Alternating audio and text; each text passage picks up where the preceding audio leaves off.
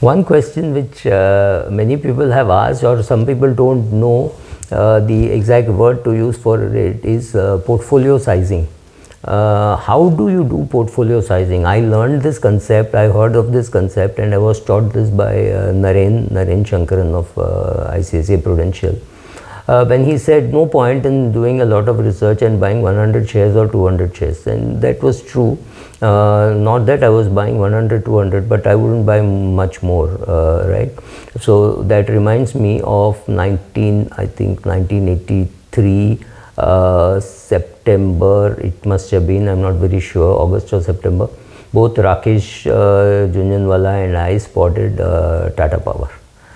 I bought 50 shares of Tata Power. I mean, I was still doing my articles, had very little money, but the same time Rakesh Jhunjhunwala, was perhaps slightly elder to me, had the guts to go and borrow money and build a position of 5,000 shares. Remember, it was a 100 rupee share, so it was about 5 lakhs ka position, which is big in 1983, but he did it, right? So you need to, sometimes you think you should need to take concentrated bets. So portfolio sizing, how do I do it? Because I do think that portfolio sizing is a lot of science, a lot of art, and lot of luck. So all the three have to fall in place. Now it's very easy to buy 10% or 9% of HDFC or ICICI, but it takes guts to build your portfolio with 10% of Zomato, where you don't know what the company is going to do. So how do I do it is what I can say. So first is charter positions. When I see a company doing well, but the numbers don't add up, in the sense that when I bought Yes Bank, Zomato, or Vodafone, many of these shares obviously would not, Indigo, none of them would have any sensible ROCE, RONW in place, because they are still building, right? So at 48 rupees when I bought Zomato, obviously it was still a loss-making company. I think it still is. It just makes some, Indigo is now profitable, but at that stage when I bought Indigo at 800, none of these ratios add up. So first thing is to build a starter position. You think the company is good, you think they are building a market share, and you think one day they will do well, then you go and build some starter positions, which could be maximum, for in my case about 1% of my portfolio, which itself is high. I actually do even less than that.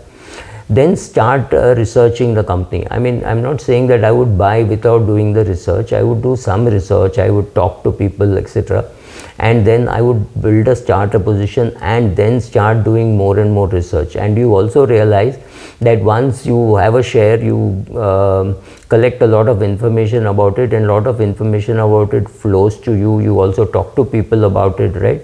You go to typically, like say you go to a cocktail party, you meet the person who is talking about this company, and you stick to that person and collect all the possible information. So you realize that all the information that you want about a company does not come to you upfront. It keeps coming slowly. So you then see how, first of all, you have to see how profitable the company will be after some time. So 2024, if I buy a share, I should have some brains to see how it will be in 2028 or 2034. Maybe 2034 is an exaggeration, but 2028. Is it going in the right direction? Will people use more and more aircraft? Will people use more and more airports? So is an airport service company worth buying? Is an airline worth buying? How does it work?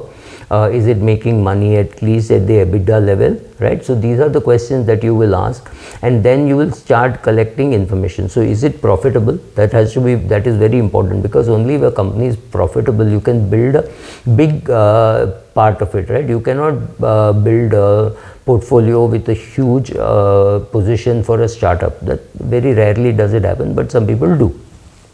I can't, I won't. So the company has to be profitable. The company has to be one where I have done a lot of research, so I know it, right? So some time has been spent on collecting data, information, etc., and that will be a big chunk of my portfolio, right? It is the core in my portfolio. I may still add to it, but not on day one. So on day one, when I don't know anything about a company, it will be a small, like typically what you say, starter position. After starter position, you do more research. If you are running a big company, you start doing more research, you get more and more people to talk about it. I mean, I'm not even saying you rush to CNBC to talk about it, but you at least meet people who are talking about it. You attend their research calls, you attend their meetings, you attend their quarterly calls.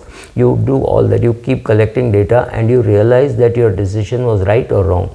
If you think your decision was wrong, you just get out. Or if the market tells you something, like you buy a share and the price falls, if you think the market is telling you, look, something is wrong, something is not visible, so get out, maybe you should get out. So I have a stop loss for investing, which is very very different from my stop loss for trading. So at that stage, you decide whether to add to the position or get out of the position, because the market gives you enough opportunities. All I need is 25 opportunities over my lifetime. So it does not really matter. You cannot get emotionally attached just because you have bought it, right? So then you get rid of it. Or if you find that it's worth committing more research, then you commit more research and slowly build position to such an extent that you start liking the company so much that it becomes a core of your portfolio. Then you definitely are holding maybe 10%, 12%. I don't go beyond 15-16%, though of course I have gone in a couple of cases, but those are the super exceptions, right? So you do all this, and then you arrive at what you think is an ideal portfolio sizing. But buying a very small quantity, like I said, if I buy 500 shares, and even if it doubles, it has no impact on your portfolio, then it may not be worthwhile. So you should do portfolio sizing, you should understand portfolio sizing, and you find that the company is profitable, you are willing to spend enough time on research, or you are able to find enough data about it, then you go and talk about it. People are willing to see your point of view, and whatever, that's the time when you keep on increasing your position. So starter position becomes a reasonable position. You put resources of like research, and then it could even become your core position. Straight away will you start with it as a core position? That can happen for a company which is coming after a very long time, coming as a NFO or as an OFS, something like TCS became core in many people's portfolio. So you may not do that, but this is how you will go about doing portfolio sizing. And please remember, there is not enough research on portfolio sizing. But I've done one video earlier saying 25 to 30 companies is what you need, typically like a focus fund. After doing that, you will keep changing the weights, and that will happen because of two things. One, you get more conviction, so you're buying more of it, or the market does well and therefore the value of that share goes up. Both are ways how the portfolio weight changes. At that stage, you look at, is it profitable enough for me to make this a part of my core portfolio? If the answer is yes, make it. If it is not, then don't increase the size, because if it's a startup or something, you're still biding your time, saying when I get more proof, I'll add more. Right now I'll add say 1000 shares, but slowly I will add as I get more conviction. More conviction also means that you will get it at a higher price. So that will look like a more concentrated portfolio. So your portfolio sizing will again come into question. So also see the video which I have made on the number of shares that you hold. So your portfolio sizing and number of shares that you hold, etc., become a total package as far as your portfolio of direct equity is concerned. Thank you.